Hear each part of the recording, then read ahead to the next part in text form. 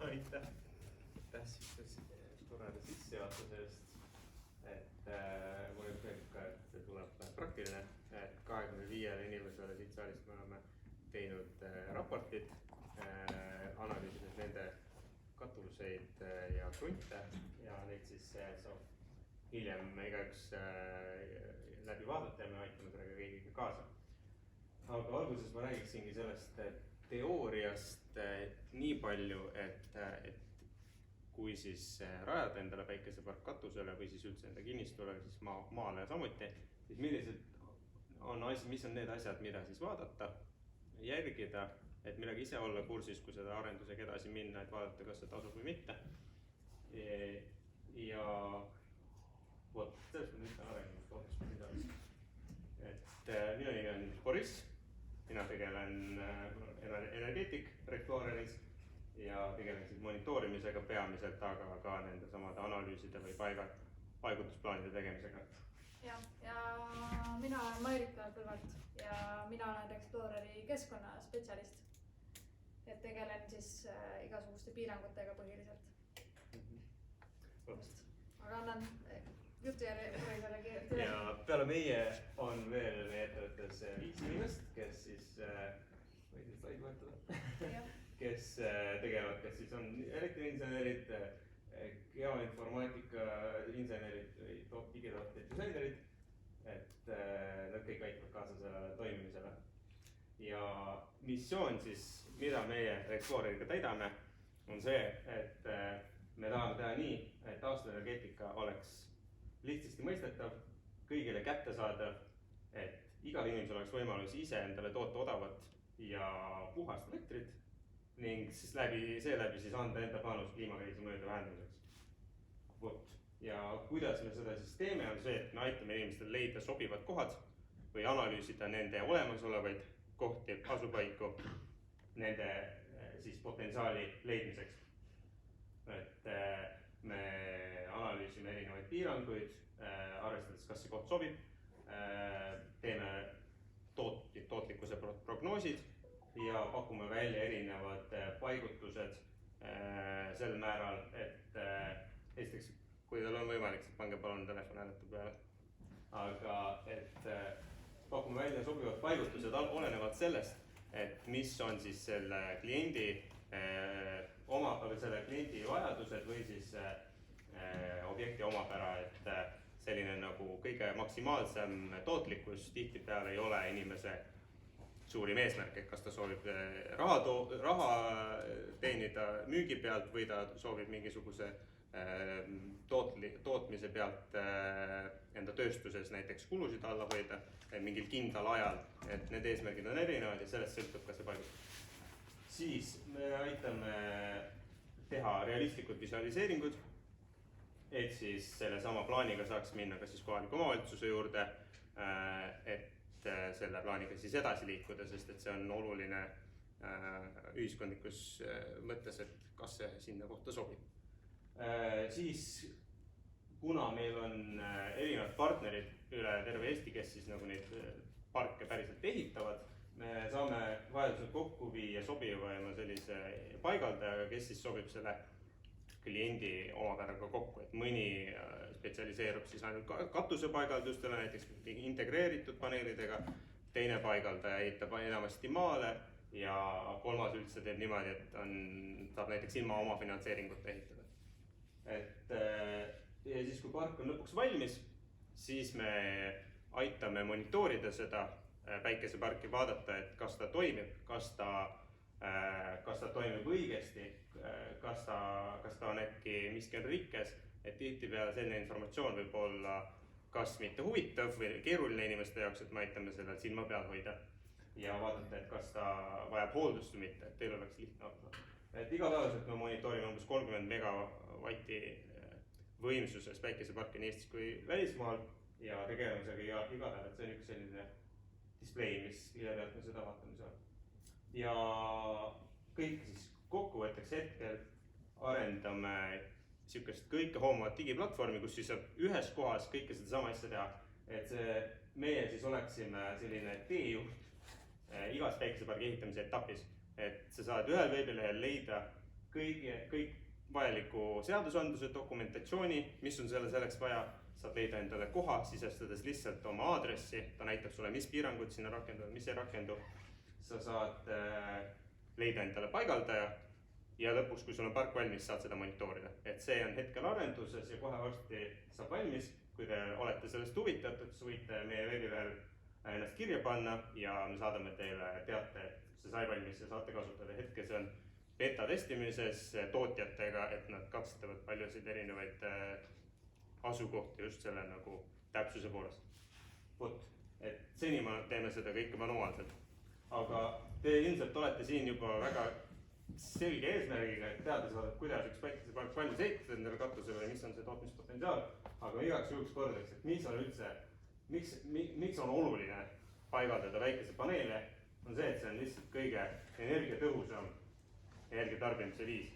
Et kui sul on enda toodetud elekter katuselt või kuskilt enda krundi pealt, sul ei ole vaja seda transportida kuskilt kaugelt Ida-Virumaalt, kus siis tulevad sisse suured võrgukaod ja need võrgukaod maksame meie tarbijana kinni läbi võrgutasude siis. Ja kui alandada võrgutasusid niimoodi, et energia on toodetud koha peal, langevad kaob siis ka see raisatud elekter. Et see on siis nagu peamine põhjus ja ilmselgelt taastuvenergia on kõige odavam antud hetkel. Et kui me saame võrgu ülekoormuse lahendada, et me saame võrku uuendada piisavalt, siis seda saab veelgi odavamaks muuta ja võrreldes iga teise elektriallikaga, elektri tootmisallikaga, siis päikeseelekter on kõige odavam. Aastas 2020 on päikeseelekter oma läbi terve eluea siis kõige odavam elektri tootmise viis.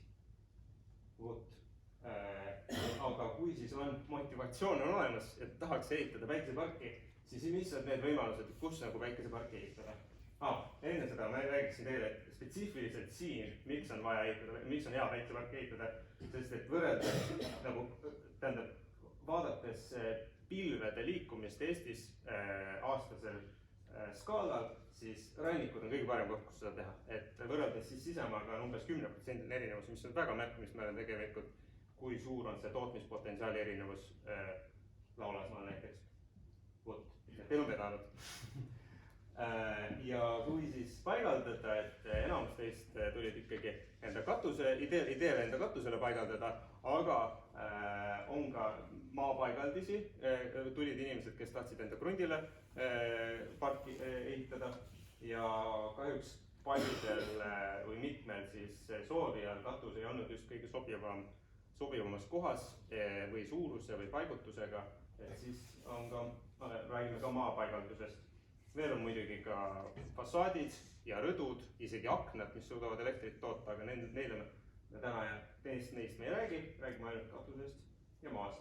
Et nende mõlema puhul on oluline teada seda, et kuhu poole su päiksepaneelid vaatavad ilmakaare suhtes, et kas nad vaatavad päikse poole või siis mööda. Et lõuna suunas on kõige mõistlikum panna, sest et päike tõuseb idast ja langeb läände. Ja see kaldenurk, kus see peaks olema, on umbes 40 kraadi, 39-40 kraadi on kõige tulusam. Et siis ta püüab kõige rohkem päikest. See on siis nagu laias vastus. Katuse paigaldiste puhul, mis on need eelised siis katuse paigalduse puhul?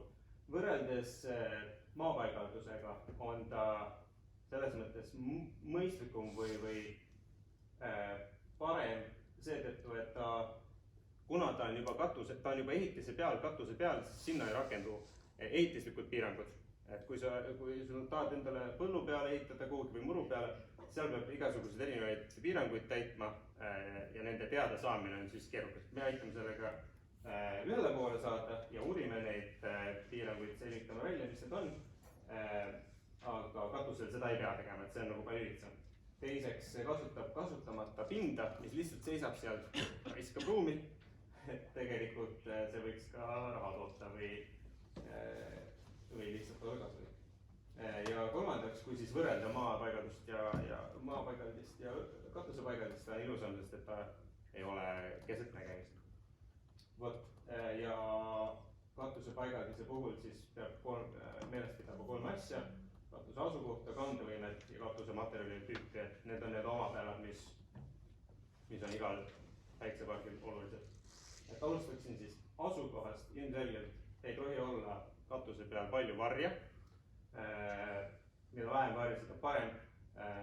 Ja vaadates siis puid, elektriliine, kõrval olevaid hooneid, need kõik mängivad suurt rolli. Ja ilmakaar, et kas katus on lõunasse, kas ta on läände või itta, et see kindlasti märgib selle, et kas on potentsiaali üldse sinna ehitada või mitte. Vot. Ja katuse kandevõime määrab selle, et kui palju paneele sinna saab panna ja mis kohtadesse, sest et katused võivad olla ka vanad ja nad ei pruugi nii palju välja kannatada, kui tahaks sinna panna. Ja selle siis selgitab välja tugevusarvutustega installeerija ise. Ja vot, vanade katuste peal peab seda siis meeles pidama. Ja katuse tüüpide suhtes on siis valikus enamasti siis viilkatus või lamekatus. Kui on viilkatus, siis on natukene kitsam mängimisruum, et see paigutus oleneb täiesti siis katuse kaldenurgast ja ilmakaare suhtes nurgast, mis siis paneb selle suht kinni, et niimoodi saab paigaldada. Lamekatuse puhul on hea see, et saab ise valida enda suunda. Et see on siis selles mõttes kõige efektiivsem viis, et sa saad optimeerida enda parki enda äranägemise järgi, et kuidas sa tahad seda toota. Ja lisaks on boonus see, et paigaldamiseks ei ole vaja kruvida, tähendab puurida katusesse auke, kuskile kinnitada, lihtsalt pannakse raskused peale ja nad hoiavad. Ja siis üks boonus, mis ma veel paneks lamekatuse juurde, mis ma ei maininud siin, on see, et suurte pindade puhul ja lamekatuste puhul nad aitavad, päiksepaneelid aitavad jahutuse peal just energiat kokku hoida. Nagu siin üks publikus olev mees rääkis, et just nende õhksoojuspumppade jahutuselementidega on nüüd probleem, sest et seda jahutusvedelikku ei ole võimalik sinna saada. Et see võib olla veel üks aktuaalsem teema, et kui katuse peal on paneelid, mis püüavad soojuse enda pinnale ja ei langeta seda katuse pinnale, saab umbes 10% sellest energiast jahutusele minevat energiat säästa. Vot, ja siis edasi, et millised on need materjalid, millest on katus tehtud. Kõige lihtsam variant oleks klambritega kinnitada plekkkatusele, kivikatusele saab mõned kivid eest ära liigutada ja mõned siis saavad ilma kruvideta hakkama, aga mõned vajavad ka puurimist, lihtsalt on vaja kivid tagasi panna. Ja siis on muud katused, mis nõuavad seda, et on vaja puurida läbi katuse. See info on selles mõttes relevantne, et kui te plaanite hetkel ehitada mingisugust hoonet, siis mõelge sellele, et millise katuse te sinna panete. Või kui keegi teie tuttav on selles planeerimise faasis, et ta mõtleb, et ei tea kumba teha, siis öelge talle, et võtke lamekatus ja võimalikult selline, kohe räägin järgmisena, et mis need erinevused on. Et muu katuse juures, et kui on mingisugune vana taluhoone, kus on pigem vana katus, mis on kas siis mingisuguste, ma ei tea, õlekõrtega tehtud või rookatus või siis eterniitkatus, et tasub uurida selle eluiga ja seisukorda, et kas ta üldse nagu tasub, kas ta kannatab ära oma 20 või 25 aastat, mis päiksepaneelid peaksid seal olema. Kui ei kannata, siis on mõistlik vahetada katus ja panna sinna paneelid peale või siis kasutada juba integreeritud paneelidega katuselahendust, mis on selles mõttes minu meelest näeb imeline välja, esiteks. Ja ta küll on kallim, aga seal hinna sees on see, et see on uus katus. Et kui seda arvestada nüüd paarikümnel aastale ette, umbes 40 aastat võivad need seal olla, see on minu meelest tasub selle mõelda, et kui on siis Eesti tootja Solarstone arendab selliseid katuseid. Vot, ja kui me räägime nüüd hinnast või sellest, kui palju see kõik maksma läheb, et mis seda mõjutab, on oluline teada, et mis teeb projekti kallimaks, mis teeb odavamaks. Kallimaks teeb projekti see, kui on ebakorrapärane pind ja on palju takistusi katusel, mis tekitavad varje, mis tekitavad selle, et peab paneele ümber nende liigutama, et igasugused luugid, ventilatsiooniavad, katusaknad, et need on takistuseks ja kui on võimalik, siis planeerimisjärgus liigutada need ühte kohta, näiteks ventilatsiooniavad või luugid. Ja kui see ei ole võimalik, siis panna võimalikult põhja poole, et siis need varjud ei langeks päikesepaneelide peale. Et me näeme seda pidevalt, et ülihea katus on, aga seal on üks asi seal keskel, et see nagu kahjuks, seda ei saa väga mõjutada, aga mida rohkem aeg edasi läheb, inimeste teadlikkus tõuseb, nad saavad seda protsessi ise mõjutada, et see mängib suurt rolli. Et lihtne reegel on, mida lihtsam on katus, seda parem ja nii ongi, et loodame, et jõudsid olulised infokillud teieni ja jäävad meelde ka. Edasi siis, kui katus on olemas, aga see ei sobi mingil põhjusel või ka sobivat katust ei ole, siis võite vaadata ümberringi olevat krunti. Äkki seal on ka võimalik maapaigaldist elektrijaama siis panna, millest kohe räägib teile Marika.